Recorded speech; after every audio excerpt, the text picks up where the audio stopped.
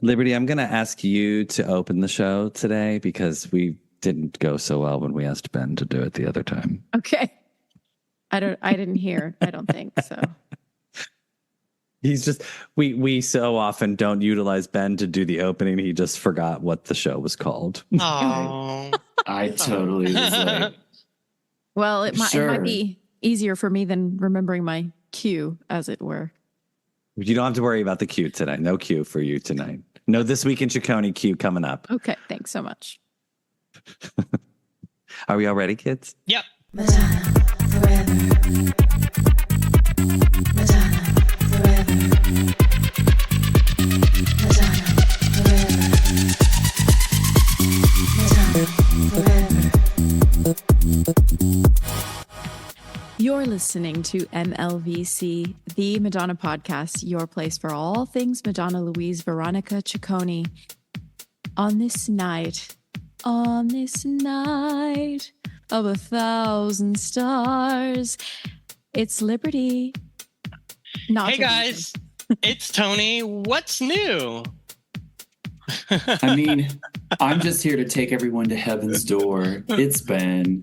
Oh, well, I wasn't ready to quote something. Hey, everybody, it's Stefan. Welcome Start to it another over. episode. Yeah, exactly. I'm just going to check it out. Happy July, everybody. We have another installment of our Madonna Summer Movie Series. Today's discussion focuses on the 1996 movie adaptation of the 1976 Tim Rice and Andrew Lloyd Webber concept album Evita, which became a hit Broadway show a mere 2 years later. The film was released in December of 1996. It stars, obviously, Madonna as Eva Peron, Antonio Banderas as Che, Jonathan Pryce as Juan Peron, and is directed by Alan Parker. A little bit of background for you. The film won 3 Golden Globes, one for Best Motion Picture, Musical or Comedy, one for Best Original Song for the new added-on song You Must Love Me, and one for Best Actress, Musical or Comedy for Our Lady Madonna. We are going to talk about everything Evita today. It's an episode long in the making, and many, many people have been expressing their undying support for Evita, Evita. So we're going to try not to sing as much as possible, but it's a sort of, I mean, when it's inevitable. It's a Broadway show, so I mean, come on, we're gonna break out in song every. Well, so I don't. Have we all rewatched? Are we all ready? Did we? We did a fresh rewatch because I did. Mhm. Yes. I watched it with my Broadway honey as well, so I got to hear some of that feedback. Mhm. Okay, that'll be interesting. And I also did a re-listen just to sort of like take in just from the musical aspect of it. But I think for all intents and purposes tonight, maybe we just focus on the movie. Maybe we can do like a deep dive on the album a little later, since it's technically not a Madonna album anyway. But I don't know. Where do we want to start with it? Do we want to? I feel like there's a bunch of different things. Like the quick notes I was thinking of, I was like, well, there's the direction from Alan Parker. Obviously, there's the acting and the performances by all of the actors. I mean, we can talk a little bit about the cinematography from Darius Kanji, which was amazing, or the costumes made by Penny Rose. But I'm like, I feel like, I mean, we maybe start with like the performances. I was thinking maybe to start with how she got the part, just because that's pretty essential to the story of it getting made, because it was long in the making as far as her desire to play the lead role and the efforts that she went into getting that role. So, which, I think you're totally correct. A lot of people might not realize, I mean, this went through many, many hands and many, many iterations. I mean, at one point it was going to be Oliver Stone directing Meryl Streep, which is why Oliver Stone actually has a bit of a screenplay. He's a co-writer of the screenplay. So Madonna, I mean, she got attached to it somewhere in the 90s, I believe. And then, I mean, props to her for, actually deciding to record some of her own songs after she did some vocal lessons to sort of send them to Alan Parker as her audition. I mean, that's how we got Something to Remember, because she's like, well, I'm going to release a ballads album. Here you go. Yeah, that was incredible. I mean, deft move, I think, on her part. Really great. And I was researching and watching a few supplemental documentaries and a couple of interviews with her during the Something to Remember era leading up to Evita. All these, of course, were foreign interviews because in the US, I don't think they even, except for the aborted Courtney Love interrupted interview, she probably gave up on talking about Something to Remember. But yeah, she says that in 1986, she first went to speak to producers at Paramount, where Evita was at the time, in costume. This is right after Live to Tell, when she shot that video. And they told her, like, thank you, but no thank you, Wow. And they had gone through the first iteration of that movie where they were going to get, it was either going to be like Liza Minnelli or some unknown rock star whose name escapes me. And so then it died. It went to Meryl Streep, and the timing was off. Oliver Stone left the project, and when Meryl Streep said, "I can do it," there was no schedule. It was gone. Then they rebooted it at Disney, and Michelle Pfeiffer was going to be in it. She actually recorded demos for "I'd Be Surprisingly Good for You" and Buenos Aires, and they're on YouTube. They're really good too. She got pregnant, and Madonna found out about it. She wrote the 10-page letter to Alan Parker and sent the Take a Bow video. And she got it. Yeah.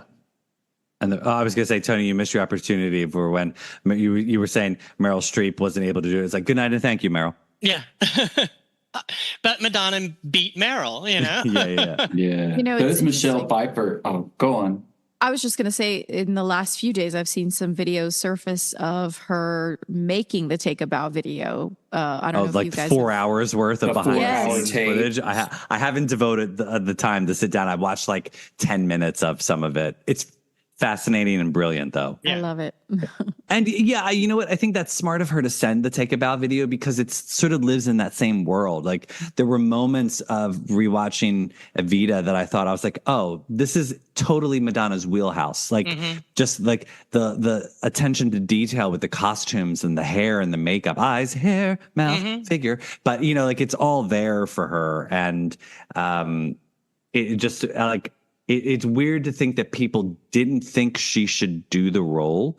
But I mean, I get it. It's a Broadway score. They didn't think Madonna had the chops. But I do want to say, out of all of the facts that like Madonna kept getting all of the heat for like, she can't sing this score. I was like, Jonathan Pryce is not a voice. Right. He's like, he sells it based on his performance, but he is not like some Broadway belter, like he sort of sings. And I was like, why aren't they attacking Jonathan Pryce? They're going after Madonna, who sounds gorgeous and beautiful and is performing at the same time. But I was like, no one's saying anything about Jonathan Pryce. Yeah. Well, but that's the females against females thing. And especially when it's Patti LuPone, who, God bless her, but she likes to feed into that drama in and of herself. So you have that layer of it going as well. Yeah, that's an interesting. And something else that happened is that I think the biggest point of contention for Patti LuPone is that she was asked to play Madonna's mother in Evita. Which is just mean. And ever since then, it's nothing but negativity. But in the interview that I saw with Madonna, with Forrest Sawyer talking about the making of, she said, we have the same vocal teacher, Joan Lader. And she said, sorry, I can't recover from that for a moment. Right? And Joan later told her that Patti LuPone told her she was happy for Madonna and that she was going to do a good job. And Madonna was very pleased with that. And she's like, see? I get what I want. Oh.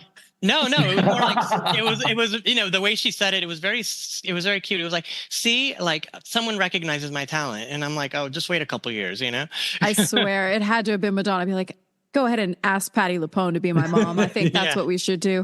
That sounds like a Madonna move right there, but not saying I know that for sure. Who was that Vanja, Andrew, the producer on at the time? Wasn't he kind of like like I could see him being the one, because he was the one producer who was with it all through the years and owned like a big chunk of the rights. Right. So he was in in the documentary a lot, and he kind of gave himself away when he's like, this is my first big, the biggest movie I've ever done. It's a big musical. The other movies I did were like Rambo and, right. and I'm like, yeah, don't say that again,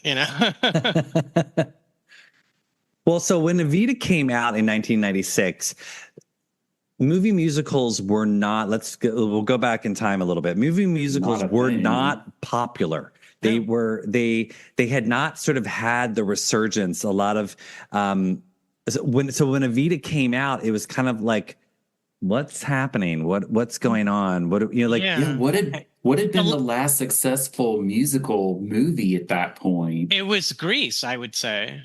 Yeah. I mean, obviously there was, movie musicals in the 80s and early 90s. They weren't as big and astute as they have become since Evita. Now it's like, I mean, now that we live in a world post Glee where it's like musicals are sort of like all over the place, and now of course we have the resurgence of biopics where it's like there's sort of movie musicals but just not based on Broadway shows. It's just I remember when Evita was coming out, and I think from a movie perspective, so I did see the stage version of Evita that was with Ricky Martin. Ricky Martin was not in the show that I went to because it was the day after the Tonys and Ricky Martin lost. And so he decided not to show up for work the next day because he was pissed. But I saw the stage version. And I was very excited about it because I loved Madonna's version. I was like, I get to finally see it on Broadway. Hated it. Thought it was terrible. Hated it too. The woman singing was so shrill and annoying, and I left the theater and had to immediately listen to Madonna's version because I was like, my brain is dirty. I need to wash this out. Yeah. So props to Madonna. I don't find it to be a good musical. Well, so that's where I'm going with this long tirade is when I saw the musical on stage versus the movie, I still realized I don't quite like the musical itself because it's very all over the place. Like it's very disjointed. I think I was hoping that when Alan Parker did the musical that he'd trim it a little bit and organize it a little bit better, because as it is, it's basically it's sung straight through, and they didn't add any like additional like language in between to sort of tie things together. So it's like you're literally just like skipping through the life of this. And my biggest problem with the movie, it is not Madonna because I love Madonna, is how they sort of craft the story where it's like you start with her death and it's meant to be this big moment, but then I feel like you sort of like you lose the momentum of where you're going. So like by the time you get, spoiler alert, Evita dies. I mean, if you don't know that, stop watching and go watch the movie. But by the time we get to the point where Evita passes away, the crux of like that grandiose interment of hers has already been shown and it's sort of gone. So we're like, oh, we're back here again. And it's just like how it starts off with like her death. And then we go to her like back in time to where her father dies. And then we're like back to her funeral again. And then we're all of a sudden at 15. So it's like, it just feels a little weird, the timeline and how Alan Parker presents it, I guess. Well, that's how it is in the show. Yeah. I mean, it is gripping. As a movie, you reorganize it. Like he doesn't have to follow how the stage musical does. Like you can use the songs, but you don't have to. Like I just think because film is a different type of medium than the stage. Like do something different. Bring an added element to it. Yeah. No, I think from seeing these behind the scenes things, I feel like they were, and they did say it explicitly, they were going for a very naturalistic look, so everything had to look real. And while I'm watching it again, I'm thinking, what if Baz Luhrmann had gotten this? Exactly. And made it like bigger than life and made it like just fantastic and insane. And the concept album is very different from the stage show and the movie in the sense that it's very critical towards Ava. It's basically calling her a whore and master manipulator and brainwashing the masses, and it's a very British stance. It's like very Britain versus Argentina, very colonial kind of study. And, they had to take a lot of those elements out for the film, for the stage shows. But then when in the film, by the time all these adaptations have happened, the film is trying to make you feel for her in a way that doesn't feel organic from the original concept. Right. Because in reality, they were fascists, right? And became dictators. So it's interesting that the criticism of her, even in the film version, is still deeply misogynistic. But then you watch it and you're like, oh, it's like if Melania sang, right? And it's like, instead of Rainbow High, she's like, do your best, or some sort of with her little Be Best stuff. Yeah, when I went to see it I went to see it right when it opened, and I remember looking around at the end when Ava's dying, and people are crying, and I was like, no, you're not supposed to cry. Like, she's not supposed to be a sympathetic character. She's not supposed to be this this poor waif, who had life happen to her. You know what I mean? Right. So that's I think rewatching it, that was my one biggest issue with, other than Alan Parker sort of like all over the place, is I didn't quite grasp who we were meant to be rooting for in that. Like it's called Evita, so you walk in thinking that you're supposed to be rooting for her, but most of the time Shay is almost like how we're supposed to be feeling. Like, Shay's sort of giving you Antonio Banderas as Shay, the sort of narrator that he's sort of representing the everyman. Like, he's different people throughout the whole film, and he's giving disdainful looks to her constantly. Go ahead, Liberty. I was just thinking, you have to kind of wonder then, if take him out, if he wasn't there, how would we feel about her? Because I have the hard time with any Madonna film watching it and not thinking, oh, Madonna, I love you, Madonna, and it just being about her. So without his, let's say, narration or his added detail, I don't know if I would have had any kind of feeling about Evita. I did read a biography about how I was very, very obsessed with Evita when it came out. I got the soundtrack first, memorized the whole soundtrack, and then watched the film. And, it's like, oh my gosh, Madonna is amazing. And she can do anything. And without even really relating to who Evita was as a person, who Eva Peron was, what she stood for, and why there would even be a musical written about her life in the first place. So how would we feel without his narration? And to your point, Liberty, and to Stefan's about where is the focus and the pull of focus, then there's another layer for those of us who were, when it came out, and even now when you watch it as the Madonna fan, right? Like, you expect her as the lead actress to sort of be the focus and the center, and you want to react in relation to that and your own interpretation there. But yet the real point of view and the sort of there's not really a protagonist antagonist here, right? If there was, it would kind of be the Descamisados. I don't know if I said that right. Yeah. But, the people that they were supposedly representing, but, just like the MAGA, they were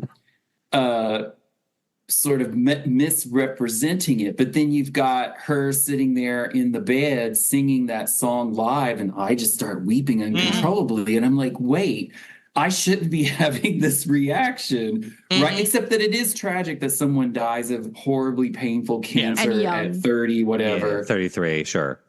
Yeah. And they clearly had a connection, whether it was a love affair or not, both in real life and in the musical and the movie. But yeah, I struggled with what both of you were talking about in terms of like, there's not really a hero or a villain, but there's also not really a protagonist or an antagonist. It's just sort of like this strange third person presentation, and you're just kind of left to figure out where you want to be. Yeah, they sort of, I think, like, Alan Parker doesn't walk in with an objective point of view. Like, I feel like he's trying to sort of like let us decide how we want to feel about Evita, which I guess is okay, but I still feel like watching the musical, Antonio Banderas as Che is looking at Evita as if she's the villain. And even the rich people are looking at her as if she's the villain. So like they're constantly sort of like painting her as, but then when you see the scenes between Ava and Juan Peron, it's like, we're helping the people. We're wonderful. This is amazing what we're doing. Look at all of this. And who cares if I want to, wear Chanel, or whatever it is that she's, but it's like, it's weird. Like Evita was not doing stuff that was good for people, but she was trying to make it seem like she was. So like technically she's the villain. And I gotta say, I did love when so they, in the original version of the musical, they did not give Madonna the one song. What's the song? I'm blanking on the. It's where she pulls the young girl out of the bed when she gets with Juan, and another suitcase in another hall. Suitcase in another hall. Thank you. That was not sung by Evita in the original version, but they gave that to Madonna, and I kind of like that switch because it's like when she pulls her out, so move funny face, like she gives her that look of like get out, and I'm like, this is a little bit of the Evita I want to see a little bit more of. And that's what the concept album was like. I mean, the woman who sang it, it was just biting, and it was screaming and yelling, and it was very pointed. And when anyone else sings it, I'm like, oh, I need that extra punch, But I had what you were just saying. I had a similar reaction when last fall I went to see that musical on Broadway called Here Lies Love, which is music by David Byrne and Fatboy Slim, and it's about Imelda Marcos, and it's staged like Evita, except it's like in a disco.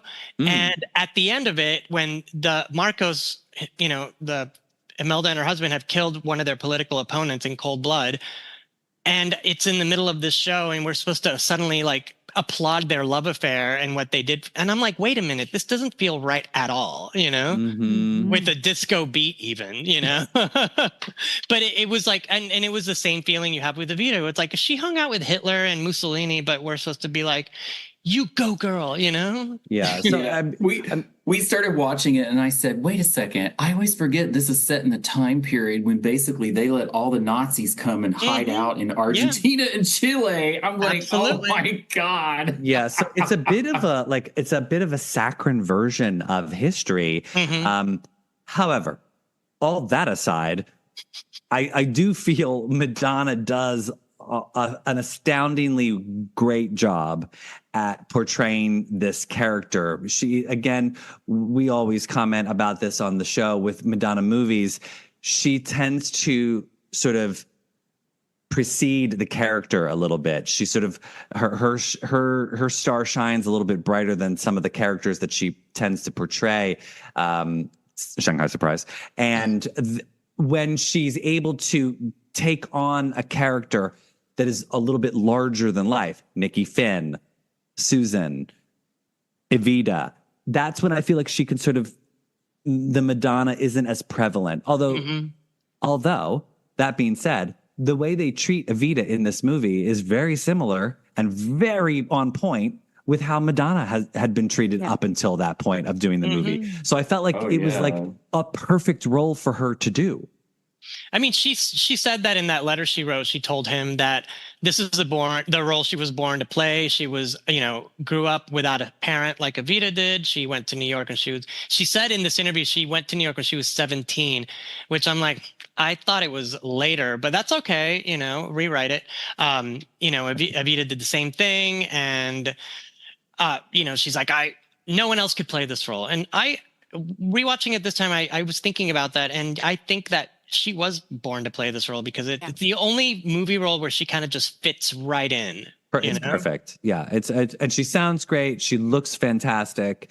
And watching her, I still love, we still get Madonna being able to furrow her brow in this role. And I was like, yes. Yep. Thank you. The face was doing all sorts of movement. I was like, oh, who that? Yeah. Lots of emotion she was able to convey with just her face. Not to mention her movement, her ability as a dancer. So bringing up dancing. So that was I read a couple of reviews, and one of them had said, considering that this was a movie musical, where's the dancing? like we got a couple of dance scenes, obviously when Evita Ava gets to Buenos Aires and she's with Magaldi and she sort of like has left him now and she's like starting to dance with other guys. That's that dance scene. And then we get the obviously Shay and Ava dance towards the end, which I love that scene because you can see that they did that over the entire, like they filmed that at each country that they were visiting because it's like, oh, look, there's Lola. Oh, wait, she's gone now. There's Lola again. Like you can, I love playing like spot the Lola bump because it's like, because they film all out of sequence. So it's like, oh, she's pregnant again. Oh, no, she's not pregnant there. Oh, there she's pregnant again. But I just think from like, if you look at movie musicals now, today, like look at the, I'm blanking. I'm such a bad theater queen. But the movie musicals, they have big, elaborate dance numbers baked into it with choreography and this, that. And I'm like, Alan Parker barely. I mean, I know that there was choreography. They brought in Vincent Patterson. Thank you, Vincent Patterson. Yeah. Exactly. But like, there wasn't like the whole troupe on stage dancing and like, using brooms and, whatever it is. But like, well, that was the most movie thing about it in transitioning it from the stage is that he eliminated a lot of that kind of activity for the film and used those gigantic crowd scenes like in the marches and the fights and that sort of stuff, which gives it a little more verisimilitude, I guess. But yeah, they're still singing through the entire movie versus they didn't add any dialogue to the book whatsoever, which was probably an Andrew Lloyd Webber. Just like he was like, no, you cannot touch it. So no, and actually, in the Criterion Collection doc, Alan Parker says, I can't touch this text. I can't do anything that's not on the page. And because Andrew Lloyd Webber was literally on set right there with them, and you could tell that Madonna would always like look around to see who's in the room, But yeah, I noticed that, the lack of dancing to make it more, once again, naturalistic, and thing that I find hilarious is all these huge set pieces with the funeral and the marches and all that is to remind you that you're watching a real movie. Yeah. I mean, look, that's one of the things that I marvel over watching this movie is like all those extras are real people. All those sets are really built sets. Like it was real. Like it's not computer generated. They're not green screening stuff. Like it's all done in real life. And I was like, that's phenomenal that he was like, I love that moment where like, if you saw some of the behind the scenes stuff when Evita was coming out, it's that famous shot of seeing Alan Parker on the balcony at the Casa Rosada going like this, shaking to get the extras to do it. And I was like, it's amazing. And well, I mean, let's talk about that. They were not allowed to film at the Casa Rosada, but Madonna asked them and she got them to do it. Yeah. Like that's amazing. Amazing that she had that kind of pull at that time. You wonder if that would be able to happen now. I mean, maybe if Madonna did, sure. Well, especially considering, isn't it when she arrived, it was all this fuera Madonna, like get out. They wanted her out of Argentina so that she was able to sway the president. It's sort of a testament to her sort of wiles, her feminine ways, if you will, and just who she is. I think she's largely a very convincing person in general. The world's greatest salesperson, if you will. Yeah. She also managed to find the time and a really good location to shoot the Love Don't Live Here Anymore video. Wow, yeah. With Lola. Oh, yeah. No, apparently the building where they shot that is like this old ballroom, different floors. And I think, there was like a whole thing about letting her shoot there. And she's like, no, but this looks like a big hall from Evita and from that time. So I want to use it. But I guess I'm going to wear a see-through bodysuit to do that in, Which she then wore at the VH1 Awards, or was that before she recorded that? I forget. I don't know. We've seen that bodysuit a few times. That was with the Jennifer Aniston hair, right? And they brought Sean Penn out to give her the award. Yeah. She just had that look on her face, like, you dirty bird. Someone's getting fired now. All right, so let's talk about some of the other performances. What do we think about? Wait, did we really talk about Madonna's performance? Oh, okay. Well, we kind of talked all the way around it. Okay, what do we think of Madonna? I mean, I thought my biggest thought on that is I think she excelled best when they let her sing live, which was barely at all. Yeah. Mostly towards the end, right? There's only a scant couple of moments where they actually do live audio, which I remember watching that thinking, that's when I felt the movie came most alive.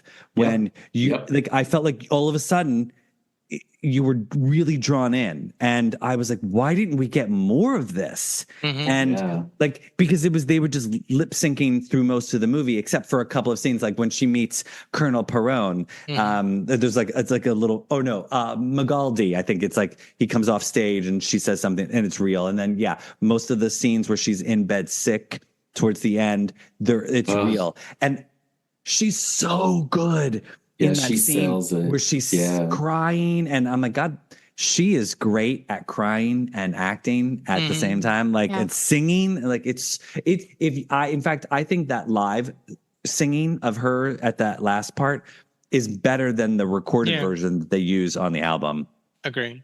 What's interesting too, she sings Lament live when she's in the bed. And then when she did it in Reinvention without doing the acting and just sang it as the song, is when she's in the electric chair, you were just like, oh. Like that's one of my favorite live performances of hers 100%. ever is when she sits down in that chair and Jason and the other dancers part and the sparky things start happening and I just am like, the choice. The choice was mine and mine complete. And you're just like, oh my God. Because, she acted it in the movie for sure live. But then when she really like got to belt it on tour, it was just like, it's incredible. Yeah, what I'm about to say is probably going to be the gayest thing I've ever said in my life, but I think Madonna was robbed of an Academy Award nomination for Evita. Oh, totally. Yeah. No, 100%. 100%. I mean, I'm happy that she won the Golden Globe. Yeah. Because I felt like that was very deserving. But Tony, who was she up against that year? I don't remember. That year, she was up against Frances McDormand in Fargo. She wouldn't have won, but it would have been good to have her. She still should have been nominated. Yeah. Absolutely. 100%. The fact that she was not nominated was a crime. And just to have her, I mean, fine, give it to Frances McDormand, whatever. But like, the fact that she wasn't nominated is a crime. However, and I was going to bring this up later in the episode, but since we're on the Oscars now, we're going to talk about that fantastic live performance of You Must Love Me, where, as we've mentioned before, we didn't think that she could get more nervous after seeing her perform sooner or later at the Oscars. Right. Until we see her do You Must Love Me. And I think you can tell that it's like, just because that everything had built up to that moment, like the movie, she finally got in the role. She did the movie. She had a baby, now she's going through the Golden Globe. She doesn't get an Oscar nom. And now here she is performing a song written just for her for the movie. And she knocks it out of the park. Yeah. Like the look was flawless. I watched it back again today. She starts a little shaky, just a hair of shaky, but she sells it. It's so good. Yeah, it's mighty funny how Madonna gets two major composers to write her songs for Dick Tracy and also for Evita, and they both win Oscars, But that's a magic touch right there. 100%. And again, a testament to just how strong she is vocally and how incredible she's able to deliver character through song. Just one of the greatest things that I admire of. And I think because a lot of people, obviously they look at Madonna as a pop singer, and therefore she's not a Broadway singer, and that's okay. But like, I feel like Madonna's performance is almost like the same as like a Jonathan Pryce performance, where he sings, but she sings and emotes. Where it's like sometimes you get these Broadway performers, and not knocking Broadway. I mean, I love Broadway, but you get some of them, their voice is so good that they're not acting. They're just hitting notes, and I mean, the notes sound great, but it's the performance maybe isn't as there as, and I just feel like because Madonna, her voice sounds amazing in the movie, but she sort of maybe where she can't belt, she performs instead. And I think. Oh yeah. She also. Oh, No, Go I was on, just gonna Tony. say her voice is like nothing we've heard before, and Yeah. she may not hit the notes that the Broadway divas who played her did, but she hits her own notes, Mm-hmm. Absolutely. No, I was going to say that. Oh shit! I just forgot what I was going to say. Oh, so one of the things that we finally get to see in this movie is because a lot of people had said, "Oh, she can act with the camera," right? Like you think about her music videos and some of her previous movies, and there were some where she clearly felt comfortable and she was really good at interacting with the other actors, especially like Rosie and Warren and yada yada. But in this one, you really got the sense that she was participatory in the entire experience. Mm-hmm. And not just because it was all singing, but just she like fully embodied it. But I also would like to give severe credit to her performance for her contacts and her fake teeth. Yeah. Because they put her into that space. Like it is creepy because as I was rewatching it, I was like, what did she actually look like? Like I had forgotten what Ava Peron actually looked like. And I was like, oh, like in some of the outfits that replicated outfits that she actually wore, especially that bejeweled one when they were walking up the stairs after she didn't let him come in the room for some nookie. Yep. Mm-hmm. And then they were at that gala. Like it was almost an impersonation. Like it was crazy how spot on the resemblance was. And I think that helped her. Just how she looked like you would imagine all the way May or Susan or Breathless look. She did that full transformation. It was so wonderful. Oh, let's talk about our favorite looks. I love Rainbow High, the jacket and then the hat with like the two orbs.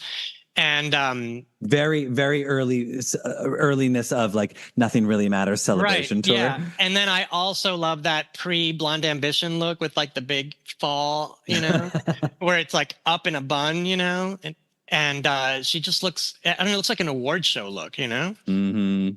I know mine. Mine is when she's singing there is no soap like that. And she's got the little like antenna curls. Yeah. All the way May hair. And she looks over at the dude and then she spots the general and you're like, oh yeah. And yeah, that look and that hair and that makeup, loved it. Liberty, what about you? What's a favorite look of yours? Oh, what's your background? I just think it's mesmerizing. I mean, there's so many. It's this classic sort of look that I love when she does it. This old Hollywood glam look, like we got a few weeks ago in this random photo shoot with this sort of Veronica Lake looking hair. Yeah, I wish we would have more of that. All of that, yeah. Yeah, I don't know if I have like a favorite look. I mean, because there's so many. There's like 80 some different looks. She won the Guinness World Record. Yeah, it's like it's crazy. I mean, my background of her on the balcony of the Casa Rosada, to me, that's like iconic Madonna and Evita. I do love like all of the different looks that they go through. But yeah, I think this. I think that's. I also love the outfit too. And are they like little palm trees or what are they like? Firework bursts or on? So that is like a play on the Argentine flag. It has like a blue sun. Yeah. And and I love that look too because in the play, in the show, the iconic costume is the cheap white prom dress with the rhinestones, and it served a purpose.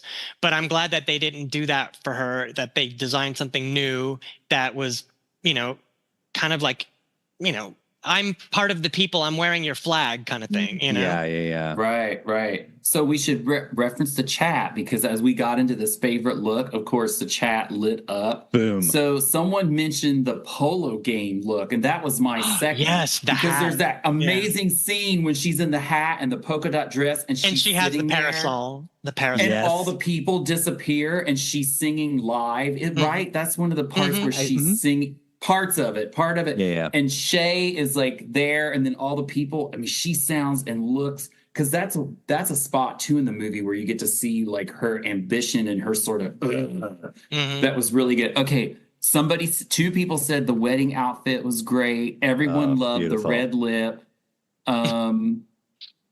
Yeah, so those were the highlights, the things mentioned in the chat. So we weren't the only ones who thought those things were like fantastic. Well, I also want to say, I think what's wonderful from a Madonna perspective is we sort of got payoff 6 years later where Chanelta, wishing that she could meet Antonio Banderas, is now in a movie with him, and they get some really great moments together. Like the Good Night and Thank You, where they're like arguing at the not a balcony, but it's like a staircase, and they're like sort of like trading barbs, looking at each other. Like they get some really great scenes, and of course, the waltz that they get to dance together. And I was just so happy for Madonna that she got to like fulfill that creative like childhood urge of hers to like be in a movie with him. I know. Apparently the chemistry was so good that Melanie Griffith flew down to Argentina and stayed by her husband's side until the end of shooting. Yeah. It's a true story. That's so funny. She did the same thing when he made a movie with Angelina Jolie, and I'm thinking she's smart. That one I don't blame him. Yeah, right. I don't blame her either. At least with Madonna, she was pregnant. Yeah, like it's like right. Well, she had a hotter man at the time. So. Yeah, but I love how life happened that way for her. You know, she was wishing she could meet him, and now she's like his co-star. You know. Yeah. It's a lot of fun. Funny. Okay, so let's talk a little bit about the music, because obviously this is a musical. Yeah. I have some standout favorite songs. I don't know about you. So like I've said Good Night and Thank You. Obviously, I love that song. I'd Be Surprisingly Good for You is love, like worship. Obviously, Don't Cry for Me, Argentina. Like, I mean, you can't have Evita without Don't Cry for Me, Argentina. Yeah. And I think one of my favorite things about Don't Cry for Me, Argentina is the Have I Said Too Much? And while she's saying that, the violins are just sort of like humming along underneath her, where it's like, it just has this little bit, it's not tension, but it's like, there's just like, it's hovering with her. And I love the like, have I said too much? There's nothing more I can think of to say to you. And then the little birds, with the flutes, where it's like, I love that. And then obviously Rainbow High, which to me is like Madonna's Evita Vogue moment, you know? Yeah. Right. That was my favorite, probably. I mean, as I said, I got the soundtrack first, and I was not a musical person. I never had. Really? No, never. Growing up, I didn't. I can't believe Annie. You weren't in like High School Musicals growing up. No, because they didn't give the chubby girl the roles in high school. That was only the skinny, pretty one, no matter if you could play the role or not. I digress. Anyway, that's just my little bitter. Community theater is waiting for you, Liberty. Songs. I think, Stefan, it's so funny that you mentioned I'd Be Surprisingly Good for You, which is sort of like the vocal tango between Ava and Shay. And as we were watching it, I was like, of all the songs in this show, that's the song I want to hear like young artists cover. And my partner was like, who? And I was like, you know what? I want to hear Billie Eilish and Dua Lipa do like a lesbian chic hot version of that, where Billie sings the Ava part and Dua sings the Juan part. That song would be hot as fuck. Yeah. I'm just saying. That'd be fun. Well, otherwise sorry. I was keep going. My standout songs are You Must Love Me and Lament. And Lament because of what I mentioned earlier with the performance at the Reinvention tour. It just destroyed me.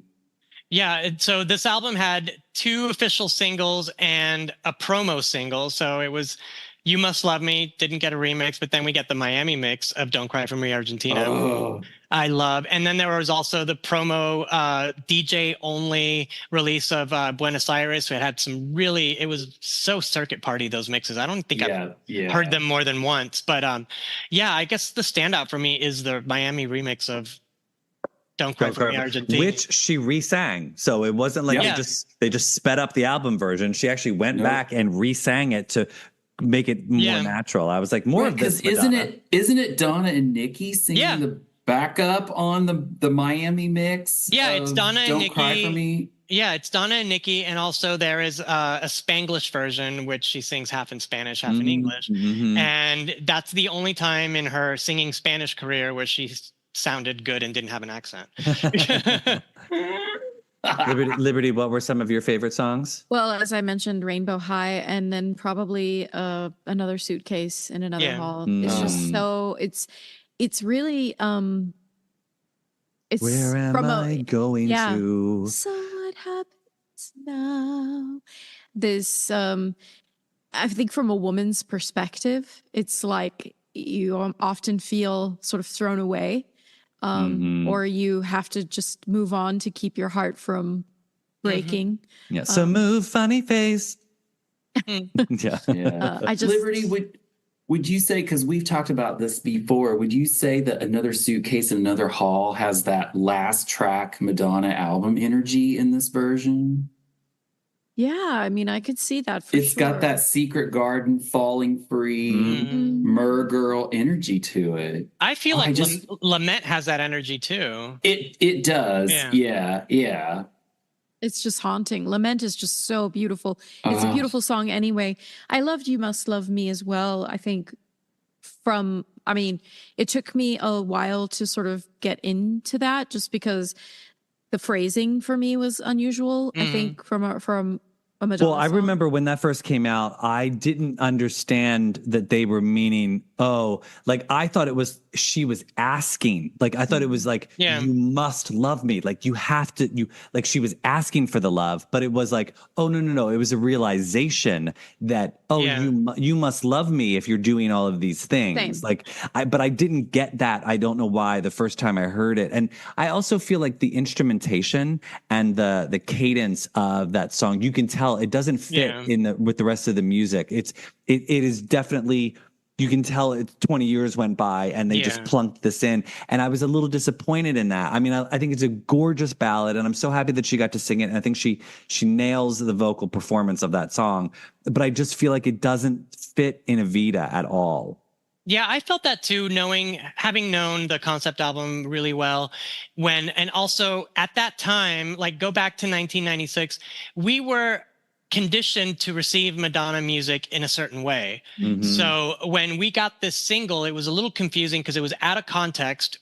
We didn't know how it fit in with the rest of the thing. It wasn't radio friendly. There was a video. They were really trying to push it as something that it wasn't, you know? Well, right, exactly. It's just piano. Yeah. Maybe a little bass violin or something, but it wasn't a lush orchestration.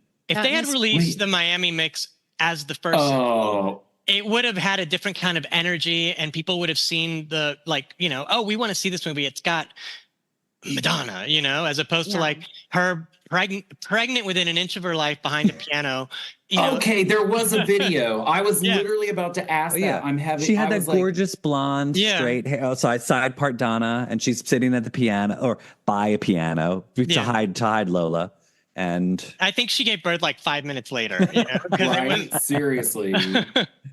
I thought I was having a fever dream that video existed. So I'm glad you confirmed it. No, I remember being in a gay bar and looking up at the screen and it's I'm this is not gay Madonna. Put it away, Yeah. They should have put both of them out at the same time. They could have put You Must Love Me out to AC radio. Yeah. Adult contemporary. Yes, at the time. And then the clubs and pop radio should have gotten that Miami mix, and there should have been a video. Although I know she couldn't have done it because she was kaboom. Well, but no, they could have filmed that during the filming. Also instead of her singing Karen Carpenter, it's Madonna, get up and wait. When was Lola born? Lola was born October 14th, 1990. So they could have filmed it in November, maybe. I don't know. Well, I mean, especially with You Must Love Me, coming off of, let's say, This Used to Be My Playground, which for me is kind of a sister song. They sort of live in the same world in my mind. Oh, God, yeah. I guess I thought about it a lot with that song kind of in the back of my head. And it's funny you mentioned that because I was thinking of another movie theme of hers is I'll Remember had a different kind of vibe, and I'm thinking something that had that kind of emotional baggage could have hit harder than, but I guess I get what they were doing with You Must Love Me. They're trying to make it sparse and they were trying to make it it's sort of end of life. Yeah. or end of or like you think a relationship is dying or something else has gotten more important, and then they do a little thing and you're like, yeah. Oh, wow. Yeah. But and I get it also from like a movie studio perspective. They were like, we need a new song so we can be up for an award. Like they want it. Look, we've got Madonna from, it's a business. So from a business perspective, they were like, we need a new song. We can this musical's 20 years old. We need something that we can plop in. It's new and it can win an award. And at the time, it's all like her entire sort of, I don't know if the vibe or whatever was the right word, but it's all soft. It's all soft Madonna. It's, the whole ballad collection had just come out. We've had a couple of really beautiful, slower songs with that were different and new. All of Madonna had turned sort of softer. So it worked for the world that she was living in at the time. She sang a ballad in Spanish. Right. During that time, she was leaning in hard, I remember being in Mexico for something, I think it was with my family, and they were playing You'll See on the radio, like next to, and I was like, that's so cool that, she gets radio play here. Because at that time, after Bedtime Stories, I think that was the end of it, right? Actually, I love Veras better than You'll See. Yeah, I know, me too. Yeah. I'm over here just loving One More Chance. Sorry. Yeah. I love that song too. Yeah. She sounds so good on that song. I know. Yeah, I love Evita for giving us new and improved Madonna voice for something to remember. Sure. Yeah. And then for Ray of Light. Yeah, for Ray of Light. And almost forever thereafter, because I don't think that what she learned and the amount of anxiety she must have felt the first time she's in this, recording the actual soundtrack album. I mean, I've read about how she felt so overwhelmed and just was like, I can't do it. All of the things that she learned, I think vocally made her so much stronger in sort of the second half of, say, of her career, where she's become a vocalist, like a real true and experimental. I feel like you listen to some of the tracks on Ray of Light. Would we have gotten that vocal performance had she never done Evita? You know what I mean? Like just what she does vocally in Ray of Light, the song. I mean, she is going all over the place and doing weird things. And I just don't think that we would have gotten that Madonna had, so thank you, Evita. Yeah. I would have that gift. I would have loved to have seen her reaction when Joan Lader, her vocal coach, told her, "You have another register you've never used." Yeah, and she was like, "What? Wait, what?" and then suddenly we hear high notes. I was like, "Wait, she doesn't do that." Well, she does now. For everyone longing for the old Madonna voice of the 80s, you can blame Dick Tracy and Evita for erasing that, because once she learned, you can't go back. You know what I mean? It's like she just couldn't, because basically the old way she used to sing wasn't proper. It's why she wrecked her voice in Blonde Ambition tour, Yep. So what's any questions in the chat? Do we have any comments? Any we just got into a side conversation about the 98 Oscars and Frances McDermott versus Emily Watson and would Madonna have gotten nominated? But I mean, that 97 was a stacked year for performances, like legit, like. But she won the Golden Globe, and usually that's a shoe-in for a nomination, and she didn't. Yeah, but Hollywood couldn't. Yeah, I mean, Warren Beatty was probably it's out Hollywood. There calling everybody on his damn Rolodex to right. And also think about Hollywood in 1996. There were a lot of 80-year-old men, from before.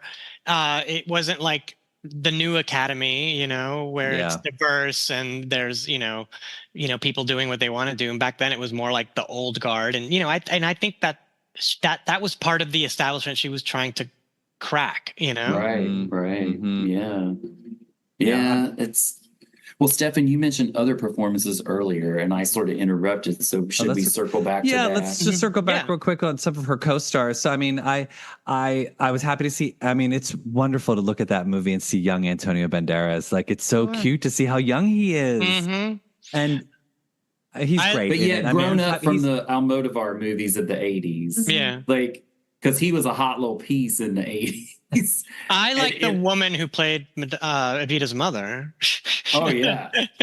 Oh, and can we talk about the actor that played, I guess it was Ava's brother, who sort of like pimps her out to all these different men through the movie? Yeah. I had never noticed that aspect of it until I watched it this weekend. And because I actually was trying to find a picture of him from the film to be my background, because I was like, I want the brother pimp up in here on my background just to give him props. So.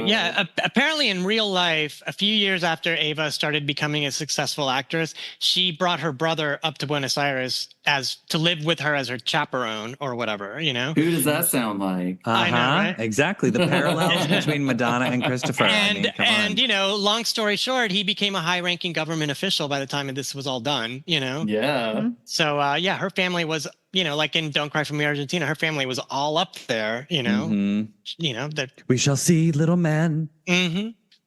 No, I love that her family is always in the background for some of that. And they're sort of like looking down on all the people that would have looked down on them. Yeah. And now they're in the house and they're like, no. Yeah, I mean, I love all of the, like, some of those, like, the second players, all, like, her family, or, like, some of the, like, the people that, like, sing some of the chorus, you know, as, like, they just sort of, like, they're, like, the audience members that they sort of follow the troupe around. I love those performers. I mean, obviously, Jonathan Pryce, I mean, he's a stalwart, you know, like, he's such a great, and yes, I know that I usually am one of the people that complains that Madonna never gets these hot men to be in a movie with, but as a co-star. Jonathan Pryce is not one of those hot men either. But I do love that Jonathan. He fits the part. Let's just say that, you know, he's like sweet looking, like he has such sweet eyes. But I mean, you know, if I was Madonna brushing my hair in my bedroom and I heard a knock at the door, I wouldn't be opening it either. Right. You know what though? They wanted John Travolta to play Peron so badly, and it would have happened if he hadn't done Pulp Fiction, because then suddenly he was like too hot. Oh, I never knew that. Wow. Yeah, I had not heard that either. I don't know how I feel about that. He would have wrecked that movie. Yeah, that would have been. He probably would have had like a fake mouth and like fake hair, you know, and it would have been really distracting. It would have been. They would have had zero chemistry together, and you could tell that Madonna and Jonathan Pryce liked each other in real life. Yeah. Once again, she's like, I'm in a good movie with the good actors, you know? Right. Yeah, for sure.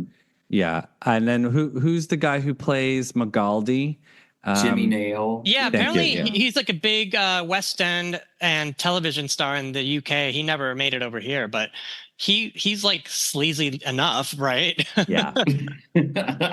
I just thought it was so funny that like that whole opening storyline with like Magaldi and Ava, that Madonna's playing 15. Like I did not realize that she was supposed to be playing 15. I thought she was just playing like, oh, young Ava. But I'm like, when I read that, I'm like 15. I'm like, what? I'm like, okay. Yeah, they could have got somebody younger to play that. But obviously they didn't want to because Madonna wanted to be in the whole movie, you know? But I was like, what are we doing here? You know, I think teenage Ava deserved a better wig. They should have. Oh, 100%. The child didn't look anything like if there had been a progression, it would have helped a little bit to sort of help me understand, oh, I'm looking at little girl Eva. Oh, I'm looking at teenage Eva. Oh, I'm looking at Eva adult. I know this is trite and silly of me to think this, but like, when did Ava have braces? Because little Ava had a crock of teeth in her, and I was like, and yet 15-year-old Ava did not have braces, which was when she would have had braces to all of a sudden have that beautiful smile. So I was like, when did that detail happen, Ellen Parker? She didn't even have a father. How could she get braces? Exactly. I don't know. These are the things that I think about where I'm just like, when did she have braces? Like she's trotting off to Buenos Aires. She went in the closet and got the rain wig and turned it backwards, and that was baby. Oh hell! That's why I appreciated the makeover montage. You know, when she's like becoming a star. You know, I was like, oh, finally, here we go. What we came here for. Looks. Some tea from the chat. Apparently, Jimmy Nail had was a singer also in the UK, and somebody in the chat says Jimmy Nail had an awful song that was a hit here in the UK. It haunted my childhood. Oh my God. I'm gonna have to look so it up. Funny. Yeah, I'm gonna have to look that up too. Liberty, we're gonna need you to cover that song. Yes, it's already on the docket, darling. Oh my God. Then somebody said that baby Ava wig came back during the Madam X promo.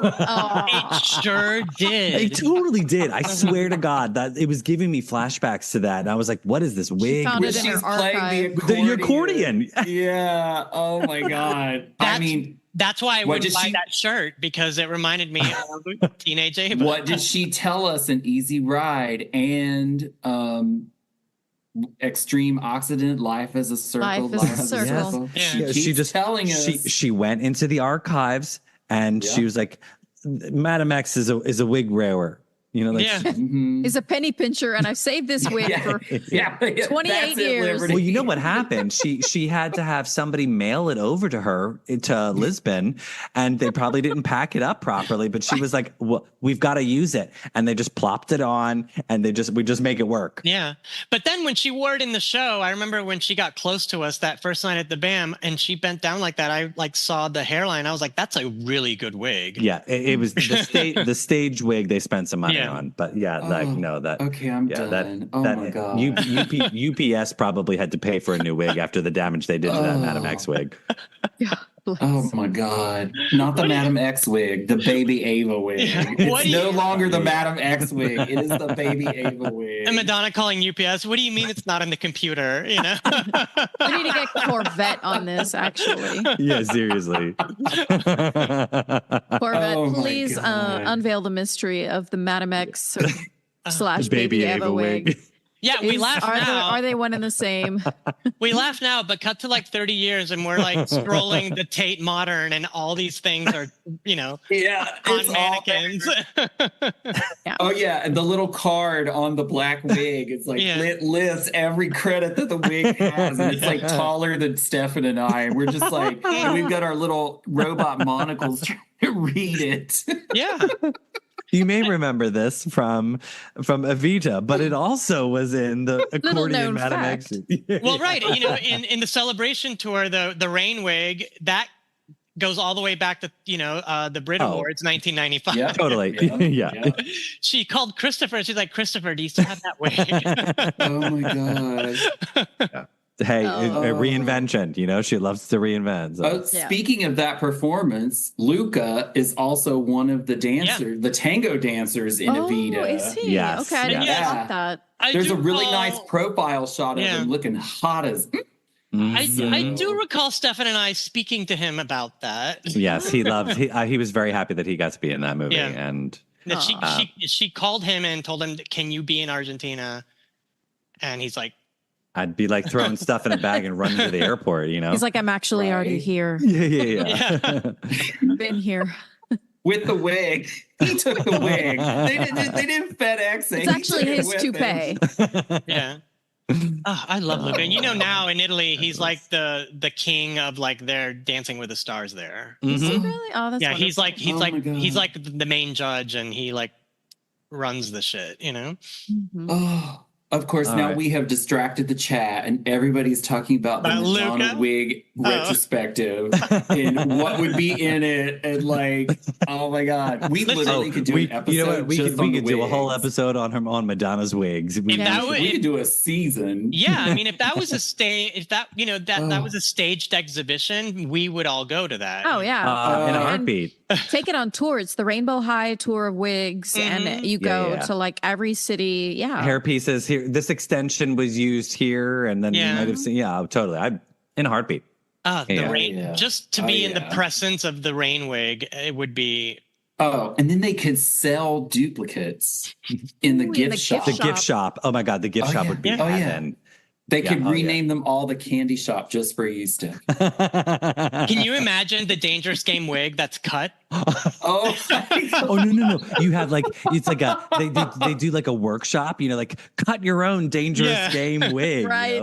Yes. Oh, where can I get my Sarah Jennings wig? Oh my God. I'm Okay, telling you, sorry, that was a long tangent. Whatever. we need to do that. Oh my God. All right. Well, everybody, I think that's our Evita coverage for. We're going to end on the wigs because I don't think we can't top that. But remember, so that was our Madonna Summer Movie Series movie review for July. In August, we are finally getting to the next best thing. I don't know how we all feel about that being the next best movie, but Liberty's giving us an early review of a Love on that. Well, we'll see about that after we rewatch it. How are we going to rewatch it? Because it is not streaming anywhere.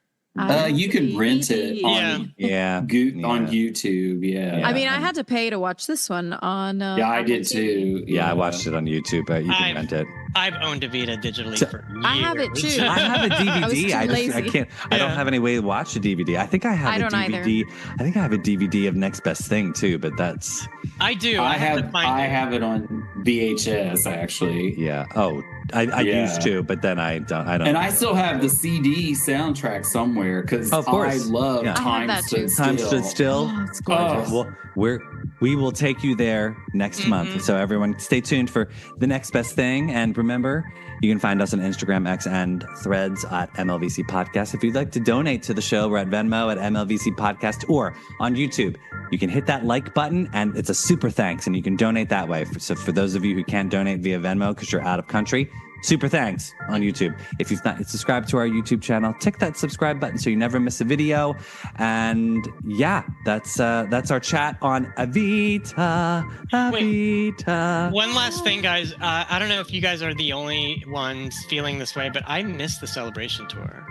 I listened to the live album the other day because I was like, I kind of need that Rio energy when she does Nothing Really Matters. And I was like, and then I like segued into Holiday and I was like, I want your love. I was living for it. I've been listening to it like a stream from the Rio show. And I've been listening to that Stuart Price post-tour remix. Me too. Mixtape a lot too. So good. So good. It's almost like playing Where's Waldo with Madonna songs. Yeah. Because they sneak in here and there and then they leave and then they come back. And brilliant. Yeah, it's really, really good. So, well, thanks for watching, everybody. Thanks for listening, everybody. Until next time, don't hang up, everybody. We're going to talk wigs.